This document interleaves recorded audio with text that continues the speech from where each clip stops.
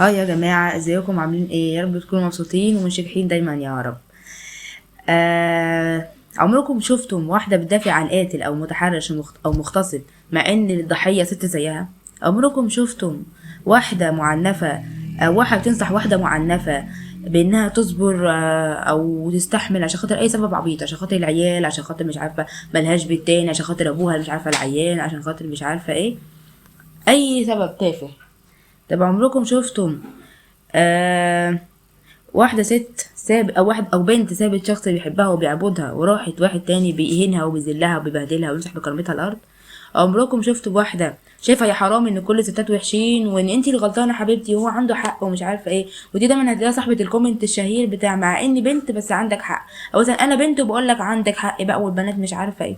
عمركم شفتوا البنت دي؟ ماشي.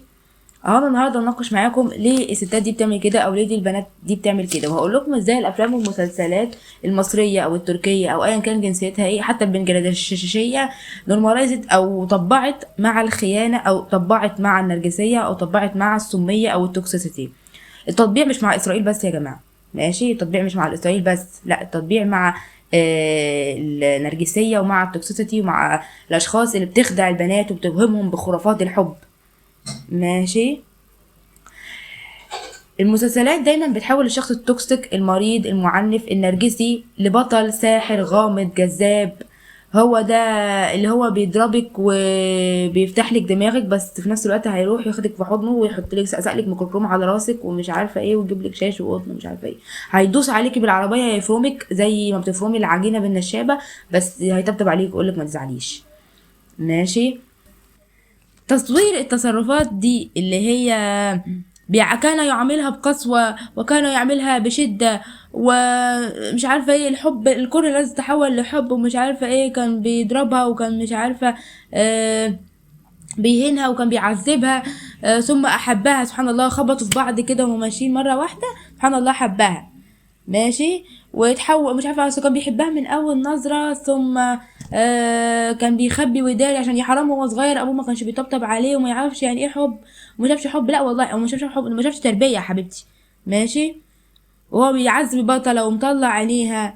ماشي. وداس عليها بعربيته، بس بعد ما داس عليها بعربيته شالها وراح وداها المستشفى. في احسن من كده حب يعني؟ ها؟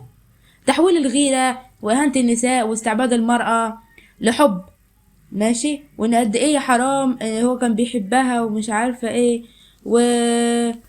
وفي عز ما هي بردانه والدنيا ساقعه ومش عارفه ايه، اداها الجاكيت بتاعه. بس بعد ما ضرب الجاكيت لطشها بالقلم على قفاها، يعني عادي، ايه المشكله؟ مش عارفه ايه. الله، ايه اشوفوا الرجاله ولا بلاش؟ هتلاقي راجل يحبك زيه ده فين ده؟ ها؟ رغم كرهه ليها بيدلعها ومش رافض لها طلب، رابطها في السرير بكلبشات بس جاب لها سندوتشين جبنه الصبح فطار. ايه عايزه احسن من كده يعني؟ في احسن من كده حب مثلا؟ ما اظنش يعني. ونورماليز او تطبيع او تطبيع مع النرجسيه. ماشي. التطبيع ملوش علاقه باسرائيل زي ما لسه قايله لكم. التطبيع ممكن يكون مع النرجسيه، مع الفقر، او مع الظلم، او مع القسوه. ده واحد طالع عينه بس مثلا يقول له ارضى يا عم وقول الحمد لله.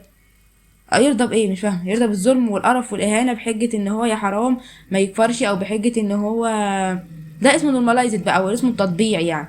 ماشي. لازم البطلة الحب اللي تشوفه يكون في إهانة، في ظلم، في ألم، في معاملة قاسية وهكذا. زي مثلا اللي هو سياه بياض أشك ده، اللي هو حب أبيض وأسود بتاع شخصية مش عارفة اسمه مراد ولا اسمه ايه.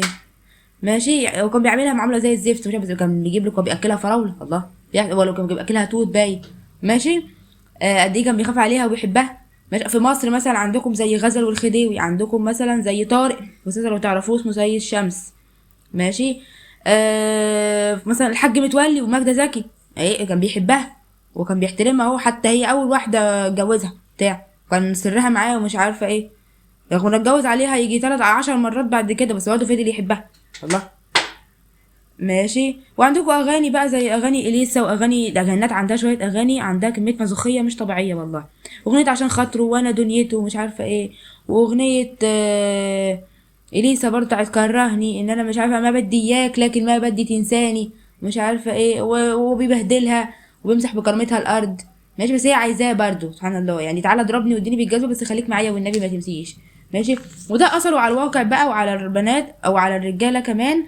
اول حاجه على الستات في الواقع اثره ان هي بتبقى شايفه الراجل اللي ما بيشكمش مراته او ما بيداش بالجزمه او ما بيعلقش على لبسها او ما بيعلقش على شكلها او ما بيعلقش على تصرفاتها، راجل ديوث وما عندوش شخصيه.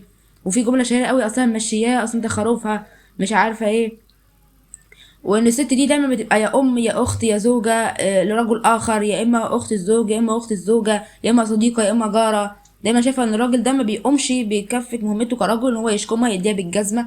ماشي، وهو ده الرجل العنابي اللي هي ايه عايزاه يكون هو ده الذكر بقى اللي انا بشوفه في المسلسلات. شوف يا عم بيعمل معاها ايه، ربما تتجدعن وتعمل زيه ومش عارفه ايه.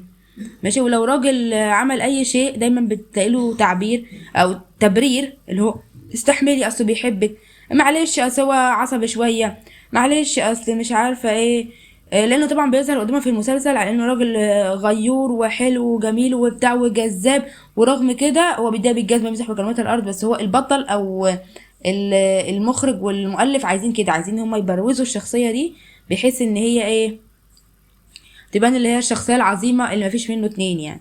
تاني حاجه بتعلم الستات التضحيه بالنفس والراحه، ان في ست ممكن تضحي بنفسها عشان خاطر تبقى مع الشخصيه دي بحجه تستحمليها عشان خاطر العيال او عشان اي سبب عبيط بقى. ماشي، تاني حاجه تالت حاجه بتعملها المسلسلات ديت انخفاض الثقه بالنفس. ماشي، خليكي دايما حاسه انك مقصره، حاسه ان انت اللي غلطانه، حاسه انك يا حرام لو اتخرتي كده ولا عملتي كده بايدك هوب العلاقه هتخلص خلاص وتبقى انت السبب. ماشي.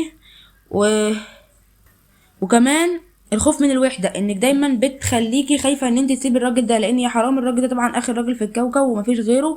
ماشي، فانت خايفه انت بقى تسيبيه بقى، اصل لو سبته مش هلاقي حد زيه. هو دايما لو سبته مش هلاقي حد زيه، اصل انا خايفه اسيبه ما الاقيش حد، اصلي هبقى لوحدي، اصل مش عارفه هبقى ايه. ورغم الاذى النفسي والجسدي انت بتصبري على ده، دي حجه انه هيسيبني لوحدي، اصلي انا ما يقدرش ابعد عنه، اصلي بحبه مش عارفه ايه. حرفيا لو جاب ميه نار وحطها على وشك ده بالنسبه لك عادي، المهم ان انت موجود يعني، ربنا يخليك لنا يا بعلي وكده يعني. ماشي. تالت حاجه تاثيرها بقى على الرجاله، نيجي تاثيرها على الرجاله. اول حاجه بتعزز السيطره والتلاعب، ان هو بيشوف بقى الراجل بقى في المسلسل ده ايه بجذاب، بيبان كلها بتحب كل البنات حلوين، الجمله الشهيره بتاعت كل الستات عايزين كده، اصل ده الراجل اللي بيحبوه الستات، انتوا ما ينفعش معاكوا غير الراجل ده مش عارفه. تاني حاجه بقى تطبيع الغيره المرضيه، نورماليزد الغيره المرضيه والتحكم. ما تروحيش ما تجيش ما تعمليش ما تلبسيش بحجه ان انا بحبك وخايف عليك، اصل انا فاهم دماغ الرجاله اللي زيي مش عارفه ايه، الرجاله اللي زيي بيفكروا كذا وكذا وكذا وانا راجل وبقول لك وانا عشان كده بخاف عليكي ومش عارفه ايه. ماشي. وطبعا تصوير الاعتذار كضعف، ان انا بصور ان الراجل اللي بيعتذر ده، مفيش راجل بيعتذر وكلمه انا اسف دي كلمه بتوقف شعر الرجاله، بتجيب لهم كهرباء زياده على المخ يعني.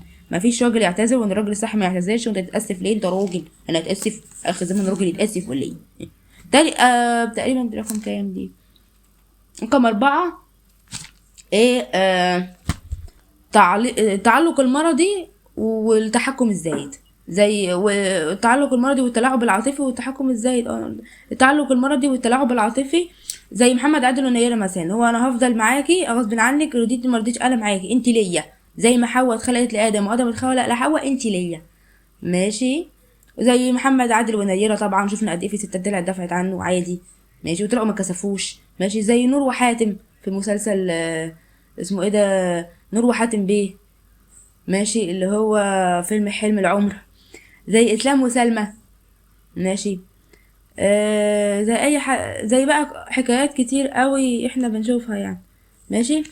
ده بقى اثره ايه على الواقع، ده اثره ايه بقى يعني، ده اثره ايه غير المشكله بقى اللي هو عملها على الستات وعلى الرجاله. المشكله هنا ان احنا للاسف ده بيخش في دماغنا بدون وعي، لو احنا عندناش اي وعي معرفش نفرق او نفصل ما بين الواقع والمسلسلات. بتخلق الحاجات دي بتخلق شخصيه هشه فاقده لكل شيء، فاقده المعنى الحب الحقيقي، او فاقده المعنى العلاقه الصحيه لازم يكون فيها احترام ومسافه وتقدير. انتي مش عايزاني خلاص هنفضل برضو محترمين ونحترم بعضينا. ماشي. ولازم احنا يا جماعه علشان خاطر نحمي نفسنا ونحمي عقلنا الباطل من تصوير النرجسيه او التوكسيسيتي او النارسيسيتك والنارسيسيتك بيبول والتوكسيسيتي، ان هم عاديين وعادي هو ده الحب وبيحبك واستحملي والكلام ده. لازم نكون واعيين ونفصل المحتوى اللي بنشوفه نفلتره، ايا كان مسلسل ريل فيلم اي شيء نبعده خالص عن واقعنا. ماشي. وتصوير النرجسية والسمية على أساس إن هي حب، ماشي. والاستخفاف بعقل المشاهدين، والاستخفاف بعقل الناس، والضحك عليهم بحجة استحملي اصل مش عارفة ايه. وتصوير البطل على اساس ان هو بطل خارق، ماشي، اللي هو راجل اصلا من هي البنيلة يعني، ماشي. نصوره ان هو حلو قوي والبنات كلها بتحبه، كل البنات حلوين، ماشي. ونخلي الرجاله يبقى عايزين كلهم يبقوا زيه، وكلهم فعلا حرفيا الرجاله كلها دلوقتي بقى كل شبه كل الابطال اللي انا بكلمكم عليهم، سواء في تصرفات او في الشكل كمان، ماشي. خلي بالكم ان النارسيستيك بيبول مش بيبقى تصرفاتهم بس واحده، لا، بيبقى شكلهم واحد كمان. يعني دايما النرجسي هتلاقيه مثلا عنده شكل معين في اللبس، عنده آه طريقه معينه في الصوت، طريقه معينه في الكلام، ماشي. وان شاء الله اتمنى ان الواقع ده يتغير في اقرب وقت ان شاء الله، واتمنى ان احنا نكون واعيين بالمحتوى اللي بنشوفه، ونحاول نفلتر بين الحقيقه وبين الخيال، وما نطبعش مع اي حاجه. وهرجع اقول تاني، تطبيق مش مع اسرائيل بس. وشكرا، واشوفكم على خير، مع السلامه.